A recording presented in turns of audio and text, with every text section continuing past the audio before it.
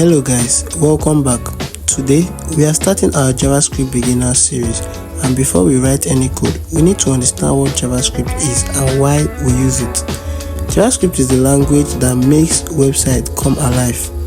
HTML is the structure, CSS is the styling. JavaScript is what gives website brain, interactions, animation, logics, calculations, and everything dynamic. Anytime you click a button and something happens, anytime a page updates automatically, anytime you see animation, sliders, drop down, login system, that's JavaScript working behind the scene. Where does JavaScript run? JavaScript runs in the web browser like Chrome, Firefox, Safari. It also runs on server using something called Node.js, but for now we'll focus on JavaScript inside the web browser.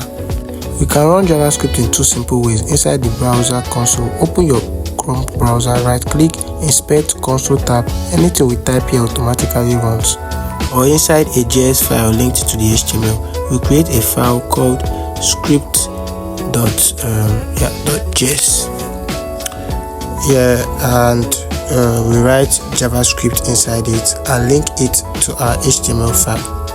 So we link it here and we just run the code on the browser, and this is it. So we need to write some JavaScript code in it. Let's write our first line of JavaScript ever. Alright, okay, so console.log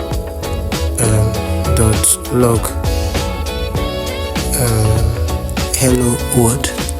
So console.log is a special function used to print information to the browser console.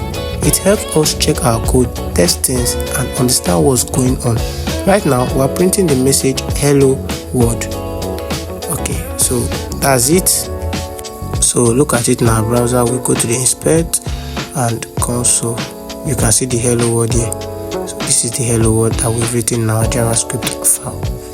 Yeah, this is how it works. Alright, great. This is it. Let's go back to our code. So before we move deeper, let's learn how to write comments.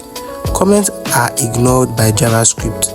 They are only for humans to understand. So this is a single line comment, and let's look at some multi-line comments as well. So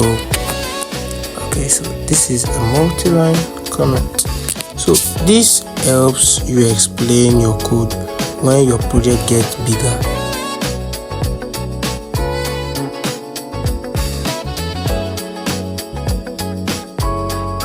So now that we can run JavaScript, the next thing we must understand is how to store information.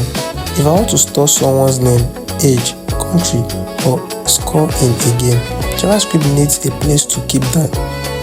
That place is called variable. In the next video, we will learn the 3 ways to create variables: var, let, and const. Like and subscribe to our YouTube channel and follow for more.